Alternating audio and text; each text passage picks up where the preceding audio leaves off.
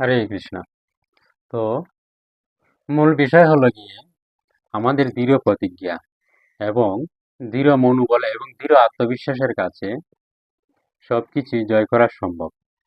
কিরকম? ভক্তি জীবনে সামনে নানাবিধ বাধা থাকে, পাহাড় সমান বাধা। যদি আমাদের ভক্তি জীবনের প্রতি দৃঢ় মনোবল থাকে এবং দৃঢ় ইচ্ছে থাকে এবং দৃঢ় প্রতিজ্ঞাবদ্ধ হই আমরা, তাহলে সামনে যে পাহাড় সমান বাধা সেগুলো অতিক্রম করে আমাদের লক্ষ্যে আমরা পৌঁছাতে পারবো। তাই আমরা ছোট্ট একটা গল্পের মাধ্যমে উদাহরণটা দেখব যে কিভাবে সামনে পাহাড় সমান বাধাও অতিক্রম করা যায়। একজন কৃষক একটি গ্রামে বাস করত। সেই কৃষক কৃষি কাজ করত। কৃষি কাজ করতে গেলে পানির প্রয়োজন হয়, জলের প্রয়োজন হয়। তো সেই কৃষকের একটা বাধা ছিল যে প্রতি বছরই যখন খরার মৌসুম আসে তখন জল পায় না সে, কুয়ার জল শুকিয়ে যায়। তো কুয়ার জল যখন শুকিয়ে যায় তখন জল আনতে হবে কোথা থেকে? গভীর নলকূপ খুঁড়তে হবে, নয়তো নদী থেকে জল নিয়ে আসতে হবে। কিন্তু ওনার বাধাটা ছিল যে ওনাদের গ্রামের পাশে যে নদীটা বয়ে গেছে সেই নদীটা এবং কৃষকের গ্রামের মাঝখানে একটি বিশাল পাহাড় ছিল। সেই পাহাড়ের বিপরীত দিকে ছিল নদী, আর পাহাড়ের অপর পাশে ছিল তাদের গ্রাম এবং জমিগুলো, যেখানে তারা কৃষিকাজ করত। তখন তিনি প্রতি বছরই এইভাবে খরার মৌসুমে জল না পাওয়ার কারণে ওনার কৃষি জমি নষ্ট হয়ে যায়। তো উনি একদিন দৃঢ় স্থির করলেন যে আমি পাহাড়ের মাঝখান দিয়ে একটি নালা তৈরি করব, যে নালা দিয়ে আমি নদী থেকে জল নিয়ে আসবো জমিনে দেওয়ার জন্য। তখন উনি দৃঢ় প্রতিজ্ঞা এবং দৃঢ় মনস্থির করে তিনি একাই সেই কাজে লেগে গেলেন। কিন্তু যখন সেই কাজে প্রথম লাগলেন, সেই কাজ যখন প্রথম শুরু করলেন, তখন গ্রামবাসীরা অনেকেই ওনাকে বললেন যে এটা অসম্ভব কর্ম, এটা সম্ভব না। এত বড় পাহাড় তুমি কিভাবে কতদিনে কাটবে?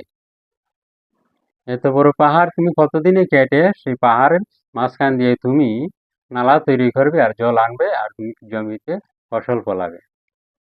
কিন্তু উনি কারো কোনো কথাতেই কর্ণপাত করলেন না। উনার কর্ম উনি দৃঢ়তার সঙ্গে তিনি একাই করতে শুরু করলেন। দিন যাচ্ছে, মাস যাচ্ছে, উনি যা পারেন একাই প্রতিদিন কর্ম করতে থাকলেন। একসময় গিয়ে দেখা গেল যে উনি পাহাড়ের অর্ধেক পরিমাণ রাস্তা তিনি নালা তৈরি করে নিলেন। তখন গ্রামবাসীরা দেখলেন যে সে যদি একা এতদিনে এতটুকু কর্ম করতে পারছে, তাহলে আমরা যদি সবাই মিলে কর্মটা করি তাহলে কি হবে না, বেশি দিন লাগবে না এই পাহাড়ের মাঝখান দিয়ে নালা তৈরি করতে। তখন কি করলো, সমস্ত গ্রামবাসীরা তার সঙ্গ দিতে শুরু করলো। এক পর্যায়ে দেখা গেল গ্রামবাসীরা যখন ওনার সঙ্গে জড়িয়ে গেল সেই কর্মে, নালা তৈরি করার কর্মে, তখন দেখা গেল কিছুদিনের মধ্যেই সেই পাহাড়ের মাঝখান দিয়ে সুন্দর একটি নালা তৈরি হয়ে গেল, নদীর সঙ্গে যুক্ত হয়ে গেল। সেইখান থেকে নদী থেকে সেই কৃষি জমিতে জল আসতে শুরু করলো। তো এইভাবে সে বিশাল পর্বতের যে বাধাটা ছিল সেই বাধাটা অতিক্রম করে নদী থেকে জল আনতে সেই কৃষক সম্পূর্ণ তার প্রচেষ্টায় সফল হলো। কিভাবে সে সফল হলো? সে তার দৃঢ় প্রতিজ্ঞা এবং দৃঢ় মনোবল এবং দৃঢ় আত্মবিশ্বাসের সঙ্গে যেহেতু কর্মটা শুরু করেছিল এবং সেই কর্ম থেকে বিচ্যুত হয়নি, তার লক্ষ্যে স্থির ছিল, তার কারণে সে ওই স্থানে পৌঁছাতে পারলো এবং নদী থেকে তার জমিনে জল নিয়ে আসতে পারলো। এই তদ্রূপ আমাদের ভক্তি জীবনে অনেক বাধা বিঘ্ন আসে, পাহাড় সমান বাধা আসবে, বিশাল বিশাল বাধা আসবে ভক্তি জীবনে। কিন্তু যদি আমাদের মন এবং আমাদের লক্ষ্য স্থির থাকে, তাহলে অবশ্যই একদিন না একদিন আমাদের ভক্তি জীবনেও সেই রকম সফলতা আসবে, ভগবানের আশীর্বাদ আসবে এবং ভগবানের ভক্তের কৃপা লাভ হবে। তখন সমস্ত রাস্তাগুলাই পরিষ্কার হয়ে যাবে, তখন ভক্তি জীবনের সমস্ত বাধা দূর হয়ে যাবে।